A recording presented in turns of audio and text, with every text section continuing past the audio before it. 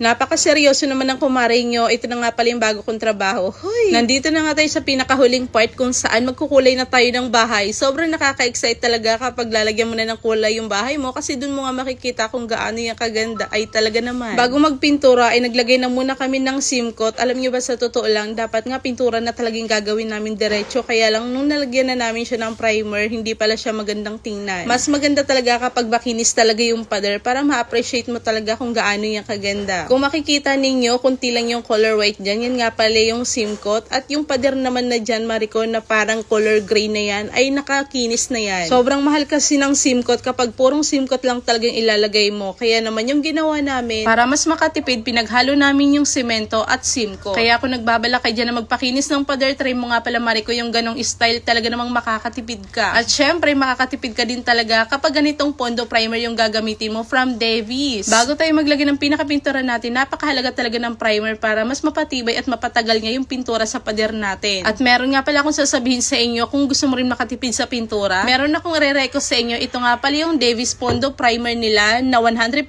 acrylic latex paint na primer na plus top coat in one. Ang ibig sabihin, pwede siyang maging primer at pwede na rin yan. Yan yung pinakapintura mo. Lalo na kung ikaw yung tipong tao na mahilig sa puting pintura. Talaga namang makakatipid ka kasi hindi mo na kailangan pa ng pinaka-coating or pinaka-pintura. Sapat na yung Pondo primer ng Davies, diba? Ganun siya kaganda gamitin at talagang makakatipid ka dahil unang hagod pa lang talagang may kulay na yung pader mo. Yung tipong hindi mo na kailangan pa i-second coating dahil, Marico, sapat na yung unang coating pa lang, kaya naman sobrang sulit, tipid, makatawan at puting-puti talaga yung pader mo kapag ginamit mo itong Pondo primer ng Davies. Nanood ka lang dito sa video ko na to pero na-share ko sa inyo paano magpakinis ng pader ng madalian na nakatipid ka at syempre kung paano magpintura ng makatipid ka din. Baka naman pwede mong i-share yung video na to para makatulong din tayo sa iba. Huy. Kaya naman kung hindi ka pa nakapagpintura sa bahay ninyo, ay nako, i-consider nyo si Davies. Alam nyo ba kung bakit? Kasi maganda yung klase ng pintura niyan. At higit sa lahat, marami kang mapipinturahan dahil nga, Marico, tipid talaga yung pintura na to. At yung pinaka nagustuhan ko pa dito, safe talaga siyang gamitin sa bahay kahit na meron pa tayong baby habang nagpipintura tayo dahil, Marico, wala talagang amoy yung Davies. Tapos yung maganda dito, hindi mo na kailangang pang mag-antay or magpatuyo ng ilang minuto dahil sobrang dali lang talagang matuyo kapag ganitong Davies pintura yung ginamit mo. Kaya naman makakapag second coating ka agad or makakapaglagay ka kaagad ng pinturang gusto mo. Dahil nga, Marico, sobrang dali niya nga talagang matuyo. Ganun siya kaganda. At dahil nga gusto ko rin na i-second coating siya, Marico, kasi nag-iisip nga ako kung gusto ko ba yung puting-puti. Kaya eto na yung resulta niya. Diba? Kita nyo yun? Sobrang ganda. Sobrang puting-puti talaga. Napakalinis kasi talaga tingnan kapag puting-puti talaga yung pader ninyo. O diba? Pwedeng-pwede na akong hindi magpintura dahil Pondo primer pa lang ng Davies, sapat na. Hoy! Sa mga hindi nakakaalam, alam nyo ba na merong pera dito sa loob ng primer nila?